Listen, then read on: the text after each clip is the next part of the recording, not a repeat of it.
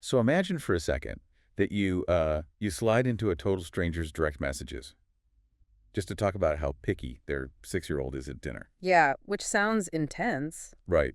You chat for a bit about sleep schedules, parenting, and then, like, 2 weeks later, you walk away with a high-ticket branding contract. I mean, it sounds completely manipulative on the surface. Maybe even a little creepy, honestly.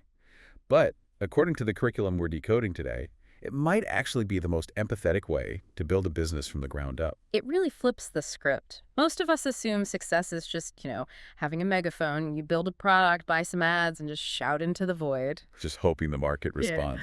But yeah, welcome to the deep dive. Today we're unpacking a very specific blueprint called Find Your Fans. From Ivy Millet Coaching. And it's fascinating because it completely ignores marketing tactics at the start. Right.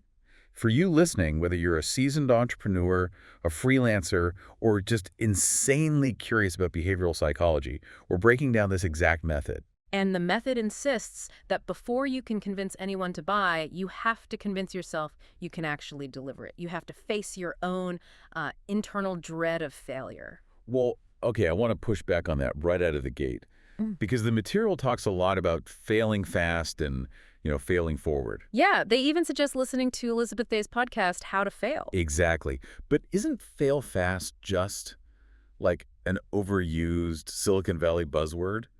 How is that practical for a solo learner sitting at their kitchen table, paralyzed by the thought of launching to zero crickets? It's a totally fair critique because, yeah, fail fast usually lacks a mechanism. But this curriculum actually grounds that tech bro concept in a psychological framework called CTFAR. Okay, CTFAR, spell that out for me because it's a huge part of phase zero. Right, so it was originally developed by Brooke Castillo. It stands for Circumstance, Thoughts, Feelings, Actions, and Result. Circumstance, thoughts, feelings, actions, result. Got it.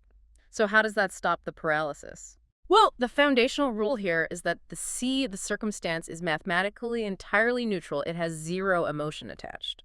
Wait, so if my product launch gets zero sales, that's neutral?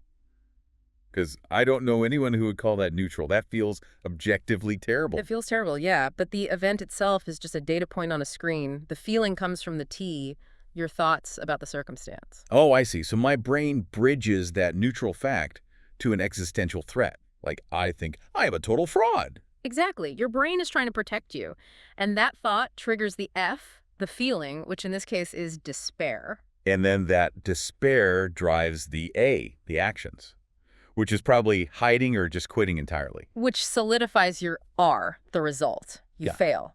Okay, let me see if I have this right. It's kind of like, think about a home thermostat. Okay, I like where this is going. So say the temperature outside is 30 degrees. That's the circumstance.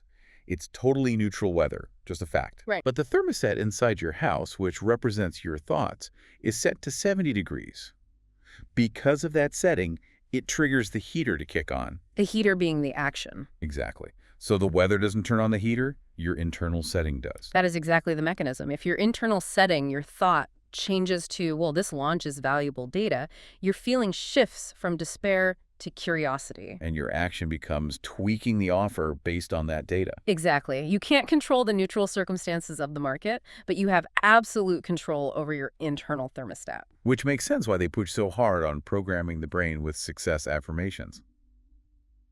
But it's not toxic positivity, right? No, not at all. Toxic positivity ignores reality. This is about training the reticular activating system in your brain to actually spot opportunities. So adopting beliefs like, I think the course says, great things never came from comfort zones. Yeah. Or if the plan doesn't change the plan, but never the goal. It's a cognitive prime. You are literally wiring your brain to be resilient. So that when the data gathering gets tough, you don't instantly collapse into a shame spiral. Precisely. But once you conquer that internal dread, you hit an entirely new psychological wall in phase one. Oh, the terror of making a choice. Yeah. The material refers to this as the fear of niching, driven by a deeply ingrained psychological mechanism called loss aversion. Because, for you listening, we all know the old cliche, the riches are in the niches. That's business 101. But doing it is terrifying. Right. When you're told to narrow your focus, your brain instantly screams that you're leaving money on the table. Like, if I only target X, I'm going to lose all the revenue from Y and Z. It's pure scarcity mindset. So the curriculum introduces a crucial safety valve here, which is the idea that you can always niche up later. Me up. like Amazon. Exactly like Amazon. They started by only selling books, they niched down to master the logistics, and then they niched up to sell everything. But at the beginning, you absolutely have to niche down to cut through the noise. So how do they suggest you actually find that niche without just, I don't know, throwing a dart at a whiteboard? You have to audit your past patterns. The workbook asks founders to meticulously review who they've naturally attracted in the past. So not just settling for broad categories like, I work with coaches. Right. You dig for the intersections. The example they highlight is moving from just coaches to a hyper-specific subsector, Yeah. like eco-conscious female nutritionists. Oh, wow, that is specific. It's kind of like, wait, think about choosing a major in college. Okay, how so? When I declared my major, it didn't mean I was permanently banned from ever reading a book outside my field for the rest of my life. Right, didn't lock you in forever. It just radically focused my current energy. Right. It stopped me from wandering aimlessly around the course catalog. Is that what this niche statement is doing? That is precisely what it's doing, just stopping the wandering. And that focus culminates in a specific formula they call the statement of purpose. Which is the service niche plus dream client, right? Yes. The format is I provide blank for or to blank. The examples in the text are really pointed. It's not, I do marketing. It's, I provide branding for female naturopaths. Or I provide logos to introverted business coaches. And we should emphasize that this statement of purpose is strictly an internal document. You aren't plastering that on a billboard. No, not at all. It's simply your internal compass. It's a hypothesis. Right, because a hypothesis on a whiteboard is completely useless until it survives contact with actual human beings in the real world. Which brings us to phase 2, the validation phase, moving from theory to reality through social listening. This is where you become a bystander, right? You go to Yeah. Facebook groups or Instagram comments and just watch. Exactly. You look for the pain points they're actively ranting about. You see what they genuinely need rather than what you think they need. And this is where we get back to that potentially creepy DM scenario I brought up at the start of the show. Right, the mom blogger script. Because you don't just stay a silent bystander. The course actively pushes you to slide into their direct messages. Let me read this script because I want to debate the ethics of this. Go for it. So you message this blogger and say, hey, I love how your child is a picky eater, my child is a picky eater too. You bond over that. Establishing common ground. Right. You chat about your kid being a good sleeper, ask how her blog is going, and then abruptly you pivot.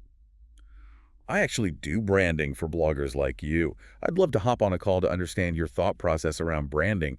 No sales, just a business chat. It is a sharp pivot. Right. Putting myself in the shoes of the person receiving that, is that not incredibly manipulative? To feign interest in their child's eating habits just to pivot into a business proposition. It absolutely sounds jarring if you view it purely as a transactional tactic. But the course contextualizes this through a concept called audience sync levels. Audience sync levels. Okay, explain that.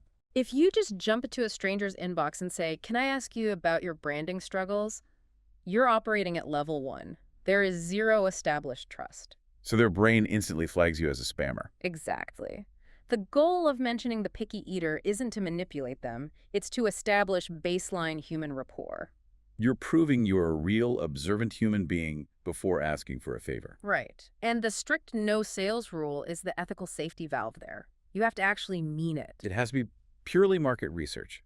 But they do offer a third-party ask strategy if that direct approach still feels too forward, right? They do. Instead of asking them for the interview, you message someone and say, I do branding for bloggers. Do you happen to know anyone who might be open to a casual market research chat? Oh, so it removes the direct pressure from the person you're messaging. Exactly. It lowers their defensive shields. But even with these scripts, this outreach phase is where most founders get completely paralyzed by analysis and self-doubt. Which is why the curriculum has those built-in safety nets, like the Flight Club membership for £67 a month, giving you weekly calls. Or the Flight Club VIP tier for one-on-one help. Because validation is incredibly isolating. Sometimes you just need external accountability to keep hitting send on those messages. Because the ultimate goal of all those messages is to get them on a Zoom call.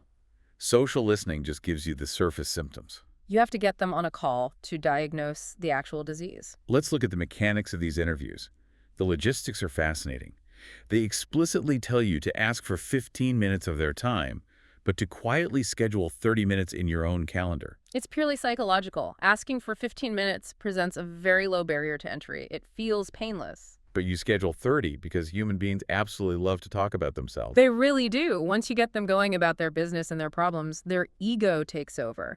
They will almost always over-explain. Which is why the curriculum mandates using transcription tools like Otter AI or Toomey. You cannot be frantically scribbling notes. You need to be actively, deeply listening. And they have strict rules about the types of questions. No closed questions that lead to a simple yes or no, and absolutely no leading questions. Because the entire point of this 30-minute exercise is to peel back what they call the 4 layers of messaging. Let's really break these layers down. Because for you listening, whether you're trying to sell a product, pitch an idea, or just understand why your partner is upset, these 4 layers are the core of human communication. They really are. Layer 1 is the cause, the surface-level annoyance. The thing they complain about publicly. Right. Layer 2 is the feeling, how that external cause actually makes them feel internally. Okay, and layer 3. Layer 3 is the belief, what new truth they've constructed because of that feeling. And finally, layer 4, the deepest layer.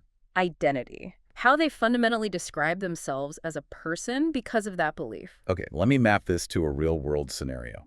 Like if I take my car to a mechanic. Okay, walk me through it. I walk in and say, the car is making a weird rattling noise.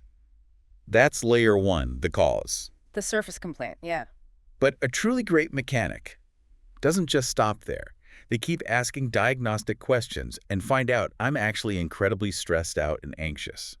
That's layer 2, the feeling. Because why are you anxious? Because I believe that mechanics always invent problems to rip people off. That's layer 3, the belief. And if they dig all the way to the bottom to layer 4, They find out my real issue is that I secretly identify as someone who is irresponsible and terrible at adulting because I haven't changed my oil in 2 years. and the rattling noise is just a reminder of your own incompetence. Exactly. That is a brilliant breakdown of the mechanism. Think about the marketing implications there. If the mechanic only markets to layer 1, the weird noise, they're competing on price with every other mechanic in the city. But if their marketing speaks directly to the person who feels overwhelmed by adulting, Yes. If they offer a judgment-free, transparent service where you won't be made to feel stupid, they win absolute loyalty. They aren't selling a repair, they are selling relief to an identity. so the obvious question is, how do you extract that deep identity layer from a complete stranger on a 30-minute Zoom call without sounding like you're their therapist?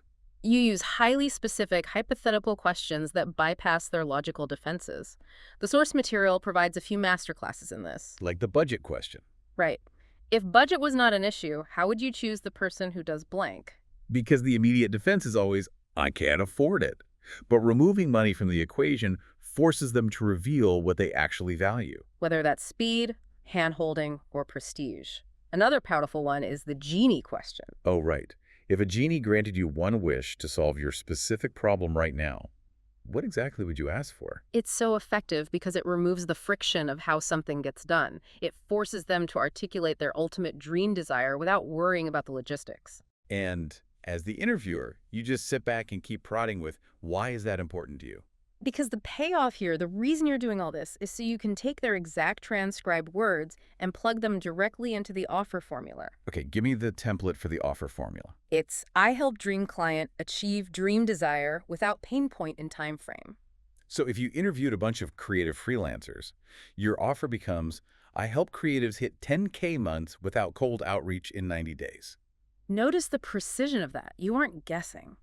You know they want 10K months, and you know they despise cold outreach because they literally handed you those exact phrases during the interviews. It is so liberating from a creative standpoint. You don't have to be some Don Draper advertising genius inventing clever copy out of thin air. If you execute phase 2 correctly, your clients literally write your sales page for you. They give you the exact vocabulary they need to hear in order to trust you. But the curriculum does include one final, very pragmatic reality check before you go to market, right? Because identity mapping is powerful, but identity alone doesn't pay the bills. No, it doesn't. You have to ensure the niche can actually sustain your business model financially. By sizing up 10 to 15 businesses in your niche and researching their revenue. Yes. The general rule of thumb is a business might spend about 10% of their revenue on marketing. Your fee has to logically fit inside that slice. So if you perfectly map the psychological identity of your dream client, but they just don't generate enough revenue to afford you, the math fails. You have to take all those insights and pivot to a more profitable segment. Bringing all these pieces together, it really requires a total paradigm shift in how we approach a new project. It does. True business clarity never comes from shouting louder than your competition. It comes from an intense sequence of listening. You fix your own mindset using CTFAir. You make a bold, exclusionary hypothesis about who you want to serve. And then you let the market either prove you right or prove you wrong through highly empathetic, structured interviews. It's incredibly powerful. For you listening, think about the last time you pitched an idea or tried to sell a service. Did you pitch to the surface level weird noise? Or did you pitch to the person's identity? Because if you're stuck at layer one, that explains exactly why you aren't getting traction. Learning how to message mine and uncover someone's deep identity layer is a communication superpower. But before we wrap up today, I want to leave you with a provocative thought. Oh, I love these. It wasn't explicitly answered in the curriculum, but it naturally emerges when you connect all the dots. We talked about the CTFAR framework at the very beginning, how our thoughts create our feelings, which drive our actions. Right, the internal thermostat? And we just spent the entire second half of the show learning how to perfectly mirror a client's current beliefs and identities back to them so we can win their trust. But here is the question.